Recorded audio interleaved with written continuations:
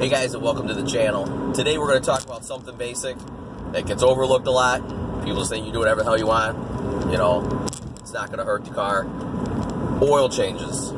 People think, oh, you know, you can go 7,500 mile on the oil change because that's what the owner's manual says. The owner's manual says you can go 7,500 if you do standard driving, which I don't know anybody that does standard driving because everybody does severe. Everybody has massive climate change. Everybody has, you know, sits in city traffic. You know, nobody sits there. Well, I guess probably some people do. You know, drive long distances at one point in time, and those people are different. But for the average consumer, especially around Chicagoland, you need to change your oil every 3 months, 3,000 miles. What you're asking oil to do in today's cars compared to what it was, you know, even 20 years ago or 10 years ago, is just, you're asking it to do so much more than just lubricate the basic engine parts. You know, now all these new cars, they're pushing the performance as far as they can to try and get as much horsepower, torque, and fuel economy out of these cars as you can. So they're pushing the timing. You know, some of these cars in the summertime, they spark knock so bad, it sounds like the chains are rattling. They just sit there and tick, tick, tick, tick, tick, tick, tick, tick, tick, tick, tick, and people are like, oh, I got timing chain noise. No, you know, you fucking car's spark knocking because you got so much carbon build up in the engine. We'll get into that later. But, you know, now you got all these cars that come with piston cooling jets, you know, trying to cool down those the bottoms of the pistons, help, you know, keep the pistons cool.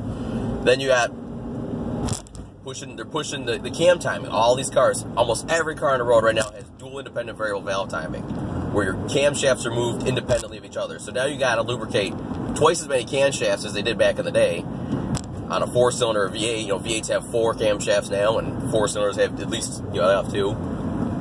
And then, you know, V6s have 4 camshafts. And then you have 4 VVTs, 4 oil control valves. You're using the engine oil to move the camshafts back and forth. Now, some manufacturers do it differently. Some use electronically controlled oil, you know, VVTs, and I'm sure they're working on all electronic versions of it.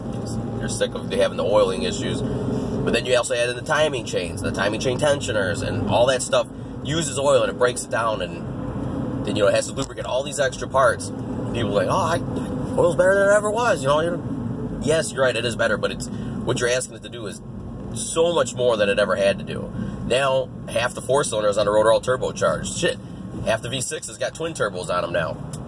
So you take some of these new V6s, you got 2 turbos, 4 camshafts, 24 valves. Then you got some of them have followers. So there's 24 followers. You know, sometimes there's buckets or followers and whatever. There's still lifters, some sort of hydraulic way to take up the slack. And then you got 4 VVTs, 4 camshafts constantly moving. You know, you're trying to cool down the engine with this oil. You got piston cooling jets. You got piston cooling jets on the timing chains. Try and keep this shit cool. And then you got people sitting in Chicagoland traffic. Sitting there. Well, you know, it's only got 5,000, 6,000 miles on it. Yeah, but how many hours is the car sitting in traffic, idling? Sitting in bumper traffic. Constantly accelerating. And then they bring these cars in, you know, 70, 80,000 miles, and the engines are junk. A lot of manufacturers have engine problems with engines. The manufacturer I work for has some engine problems, but a lot of it's customer related, customer abuse. And then you get into you know, normal oil consumption. Allowable oil consumption is like 1 quart per 1,000 miles. People are like, oh my God, that's so much oil. Your car could drink a quart of oil in 1,000 miles, and it won't smoke, it won't do nothing, it just runs normal. So, you aren't going to see that on a new car, but, you know, something that's got 70, 80,000 miles, it's going to start to drink oil. And if you have a turbocharged car, it's definitely going to be drinking some oil.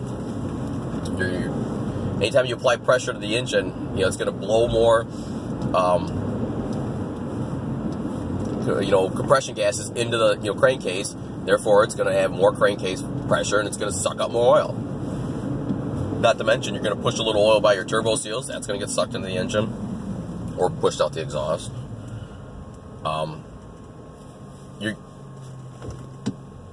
People think, oh, well, then you run the car 6,000 miles on an oil change, even if you're only drinking a half quart per 1,000 miles. Well, now in 6,000 miles, you just drank 3 quarts of oil. Well, your car only holds 5 quarts. So now you're driving around in 100-degree heat with 2 quarts of oil in the engine. And people wonder why the shit blows up. Duh. Nobody knows how to check oil anymore. When was the last time you went to a gas station and seen someone putting putting gas in their car and, you know, checking the oil in it. Just checking the oil. Never. You never see it. You don't give a shit. No, they give a shit when their car blows up and you tell them it's $6 grand for a new engine and labor to put it in. You sit there crying and shit.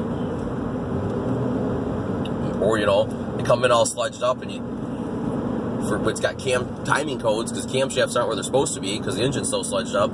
And you're like, well, can't you fix it? It still runs good. Well, the whole fucking engine's sludged up. I mean, you're at this point, you just go get a new motor. Buy a new car. Half people buy new cars because they can't afford to fix it. Because couldn't change the oil a couple of times. And then they expect these manufacturers to pay for all this shit. But really basic. Change your oil every 3,000-4,000 miles for 3-4 months. Now, it's hard to like make a generalization to everybody because everybody drives different. Some people live out in the middle of nowhere. You know, they drive 40 minutes to work and it's steady 60-mile-an-hour driving. Drive there, drive back. Yeah, those people can go 4,000 or 5,000 miles, yeah, maybe even 5,000 or 6,000 miles. If they drive a lot in a short period of time, you're not asking the oil to do as much, especially when you're just sitting there at 60 miles an hour. But when you're constantly accelerating, stopping, start, stop, constantly you're breaking that oil down. Then you get over if people go 6,000 miles, 6 months on it, you're going to get a lot of blow-by, and your oil is going to be diluted with, you know, fuel vapors and fuel stuff. And then you're going to have, you know, seal issues where, you know, the oil gets acidic and starts breaking down all your seals and fucking pissing oil everywhere. Very simple. Change your oil. 3 months, 3,000 miles. My car has 130,000 miles on it. If you pull the valve cover, the engine looks mint. It's going to change the oil in every 3,000-4,000 miles. So, that's going to end today's video. Today's rant, really. Shit drives me nuts. I got a car in today. Fucking VVT's all messed up. The lady doesn't change the fucking oil in it. But just change your oil. 3 months, 3,000 miles. And do not listen to your fucking engine oil or life reminder. My van has one. That thing comes on like once every other year, I swear to God. If I waited for that thing to come on, the motor would have blew up 20,000 miles ago. Don't listen to those. Those are just, I don't even know why a manufacturer would ever put that in there. That's just stupid. Change your oil. 3 months, 3,000 miles. If you drive a lot, yeah, you can push them. Like my father, he probably drives 30 to 40,000 miles a year. So he pushes his oil change every 4,000 or 5,000 miles, 4 or 5 months. Nah, not 4 or 5 months. Probably 4,000 or 5,000 miles every 2 or 3 months. But he's also drives a pickup truck, which holds 8 fucking quarts of oil. You also have a lot more volume of oil that takes a little longer to break down. But that's why just change the oil. Just change your oil, people. It's not that fucking hard.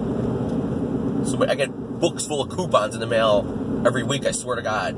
$10 oil change, $20 oil changes. Change the goddamn oil.